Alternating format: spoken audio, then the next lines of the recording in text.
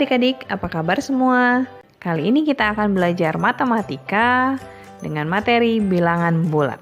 Tapi sebelumnya jangan lupa ya, yang belum subscribe, di-subscribe yuk channelnya, lalu like videonya dan share kepada teman-temannya semua. Nah, materi yang akan kita bahas hari ini adalah mengenai bilangan bulat ya. Jadi untuk adik-adik kelas 7 yang baru masuk SMP, pertama kali materi yang akan dipelajari dalam pelajaran matematika itu adalah mengenai bilangan bulat. Jadi sebetulnya bilangan bulat sudah pernah kita bahas waktu SD ya adik-adik ya. Jadi waktu SD itu sudah belajar operasi bilangan bulat mengenai yang bilangan positif, negatif ya. Nah, kali ini di SMP akan diulangi lagi. Mudah-mudahan kalian masih ingat sedikit-sedikit ya adik-adik ya. Jadi bilangan bulat itu apa? Bilangan bulat adalah bilangan-bilangan yang terdiri atas bilangan positif, negatif, dan angka 0. Jadi yang masuk ke dalam bilangan bulat itu adalah bilangan cacah dan bilangan-bilangan negatif ya.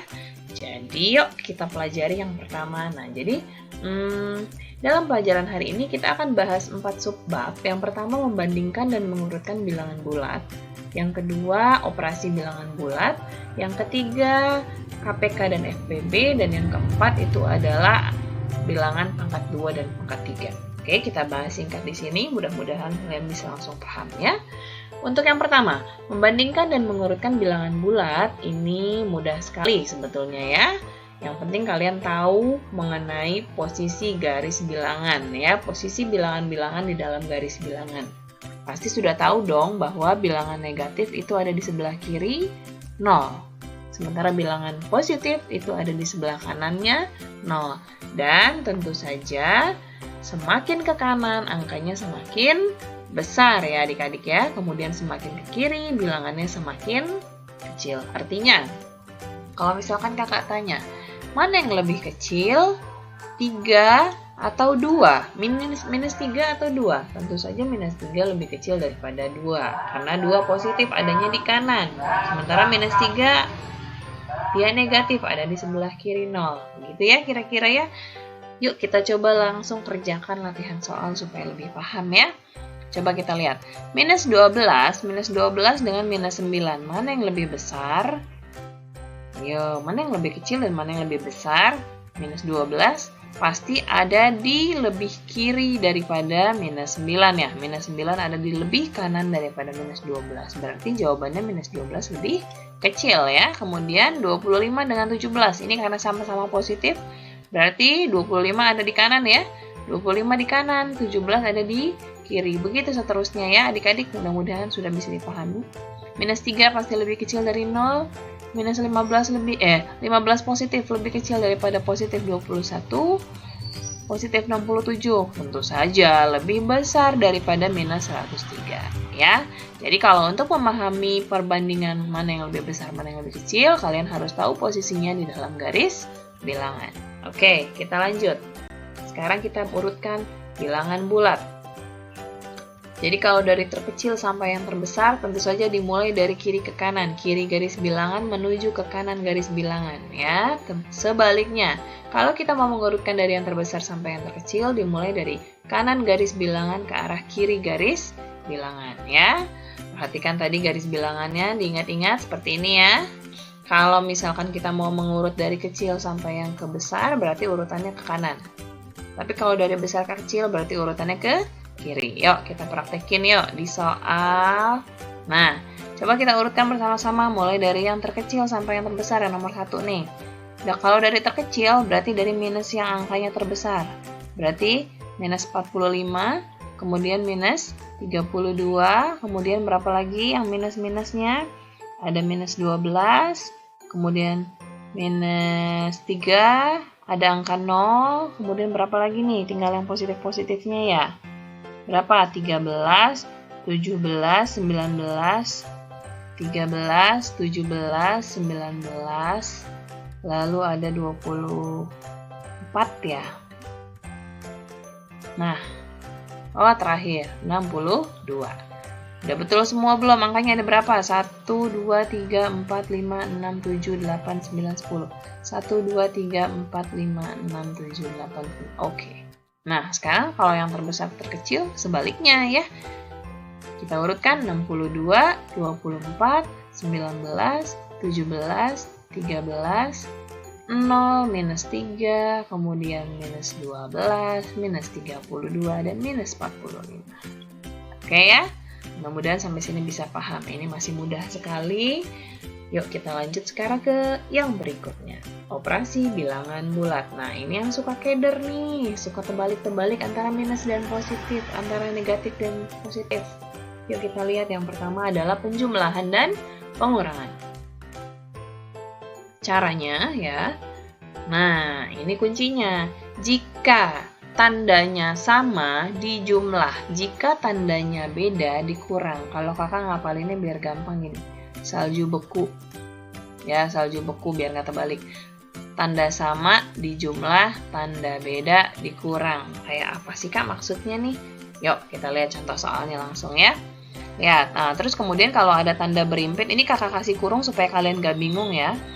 Nah ini, lihat nih, ada tanda berimpit ya. Min, min, plus min. Itu kita harus rubah dulu pembagian. Nah kalau ini lebih mudah adik-adik nih. Kalau tandanya sama, maka hasilnya jadi positif. Kalau tandanya beda, berarti hasilnya negatif. Misalkan gini, bilangan positif dikali bilangan negatif, berarti hasilnya adalah negatif.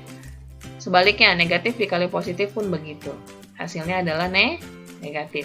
Nah, kalau negatif dikalikan dengan bilangan negatif, hasilnya adalah positif.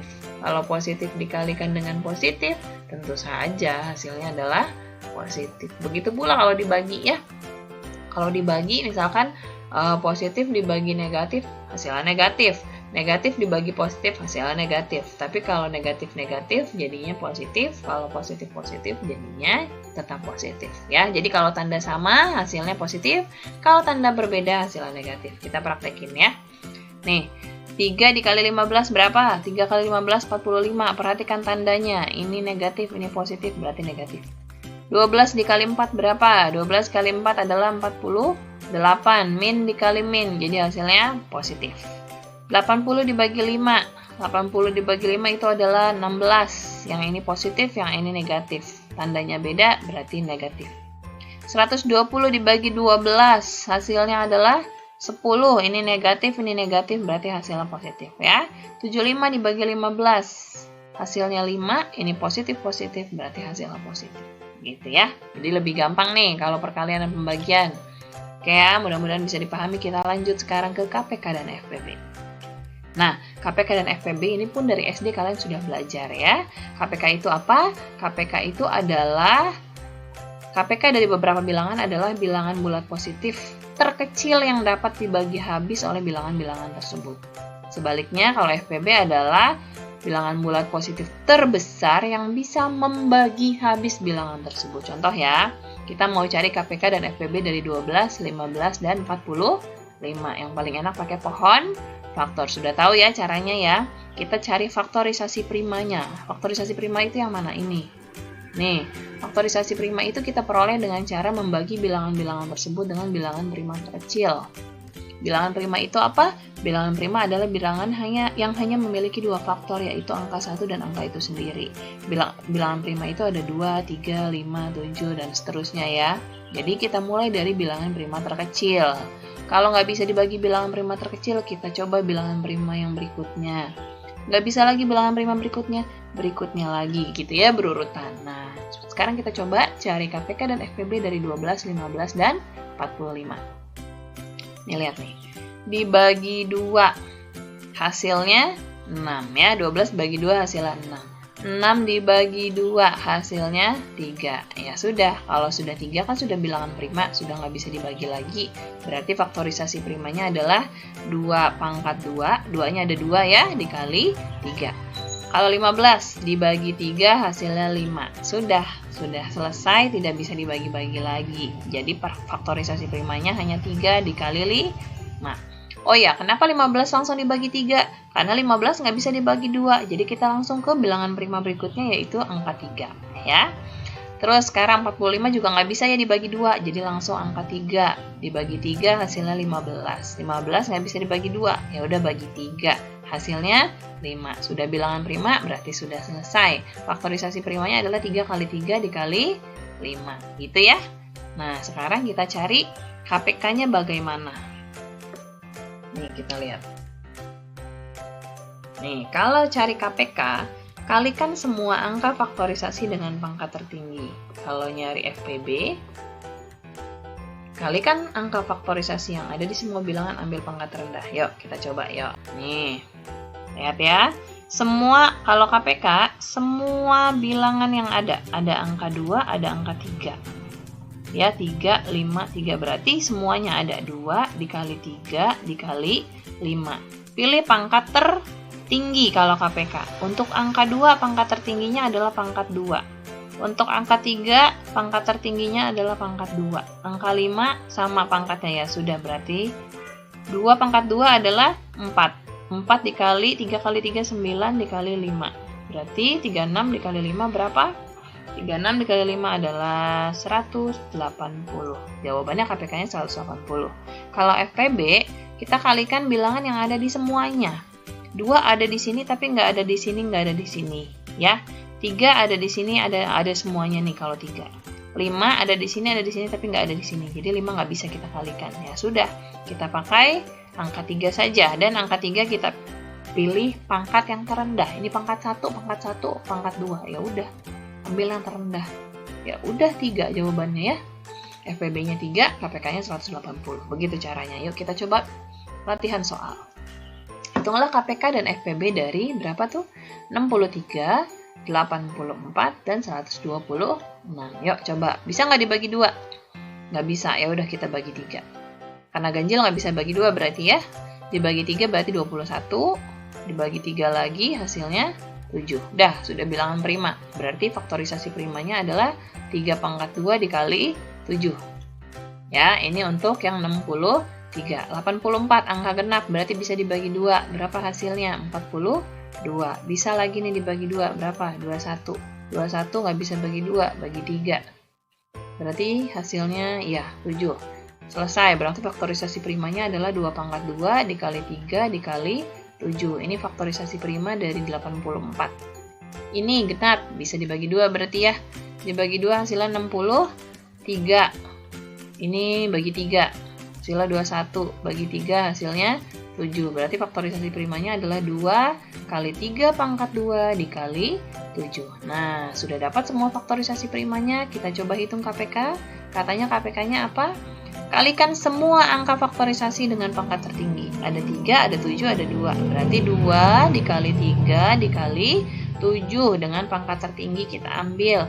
Yang 3 pangkat tertingginya adalah pangkat 2. Yang 2 pangkat tertingginya adalah pangkat 2 juga. Ya sudah, berarti 4 dikali 9, 36. 36 dikali 7. Berapa tuh 36 dikali 7? 36 kali 7, 2. 252. Nah, itu ya. Ini adalah KPK-nya. Terus kemudian FPB-nya. Kita kalikan angka faktorisasi yang ada di semua bilangan. 3 sama 7 ya, ada di semua bilangan ya. 3 dikali 7, tapi ambil pangkat terkecil. Yang pangkat terkecilnya 3-nya pangkat 1, 7-nya juga pangkat 1. Berarti FPB-nya adalah 21. Nah, gitu ya. Bisa dipahami adik-adik ya? Mudah-mudahan bisa. Kalau masih kurang bisa dipahami, diulang-ulang lagi. Coba ya, videonya diputar ulang sampai paham. Oke, terakhir pangkat 2 dan 3 bilangan bulat. Untuk pangkat 2 dan 3 bilangan bulat tidak bisa tawar-menawar lagi. Bilangan 1 sampai 10 itu kalian harus hafal hasil pangkat 2-nya, hasil kuadratnya, dan hasil pangkat 3-nya itu kalian harus hafal ya. Karena ini syaratnya, begitu. Kalau kalian nggak hafal 1 sampai 10 itu susah kalian ngerjain soalnya ya. Ini kakak sudah kasih 2 tabel ini. Ini yang pangkat 2-nya. Ini bilangan pangkat 2. Bilangan pangkat 2 dari 1 sampai 10 ya.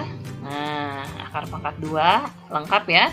Nah, ini adalah tabel bilangan pangkat 3. Ini kalian harus hafalkan. Kenapa? Karena nanti untuk menghitung angka-angka yang lebih besar itu butuh ini.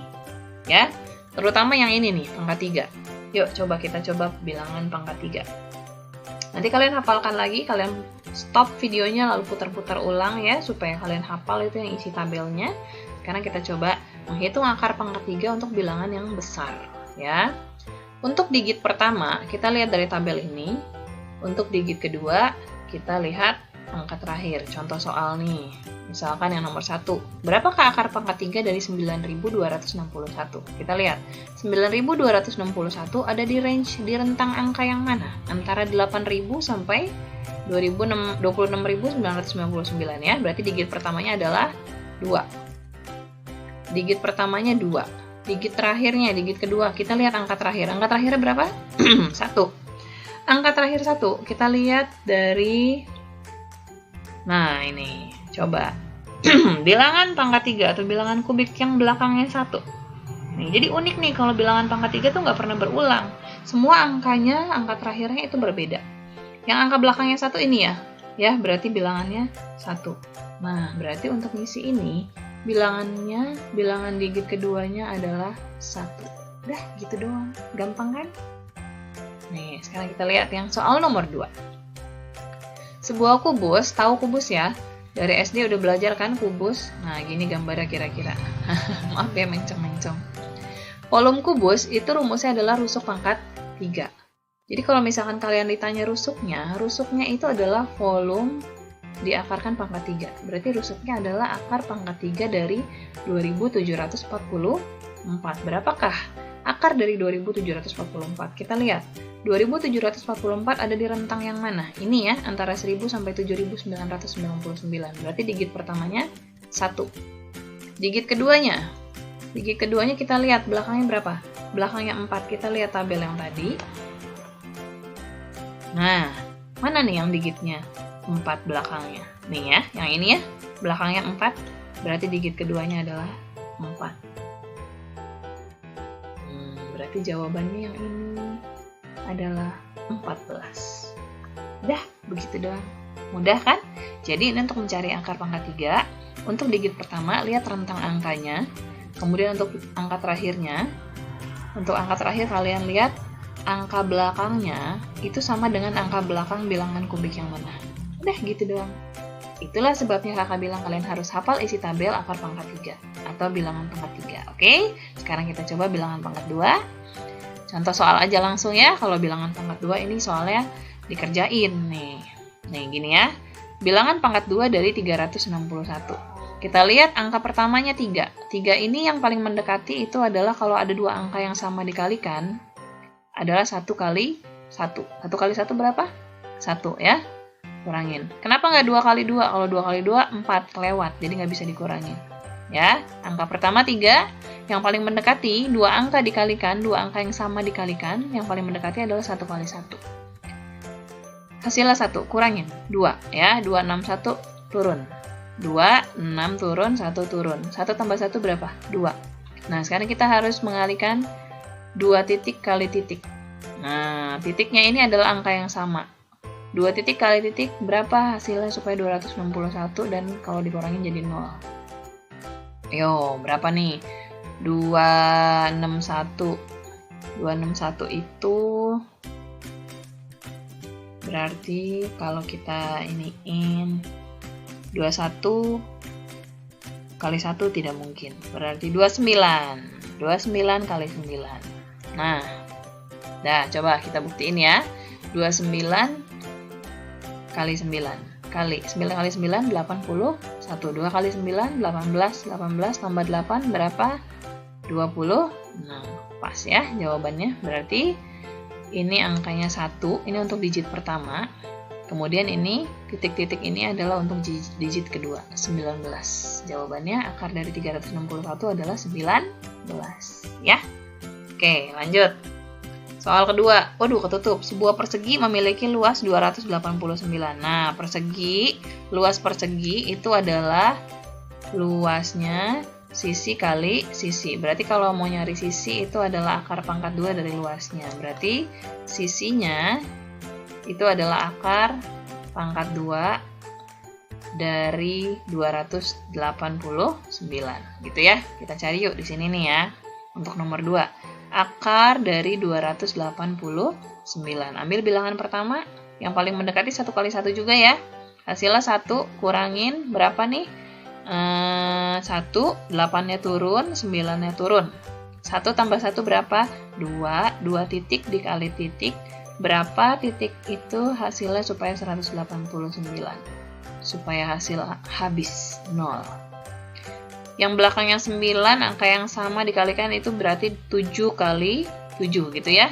Coba kita tes, 27 kali 7. 7 kali 7 adalah 49, 2 kali 7, 14. 14, ya betul ya. Berarti digit pertamanya adalah 1, digit keduanya adalah 7. Berarti sisinya adalah akar dari 289. Sisi sama dengan digit pertama 1, digit kedua 7.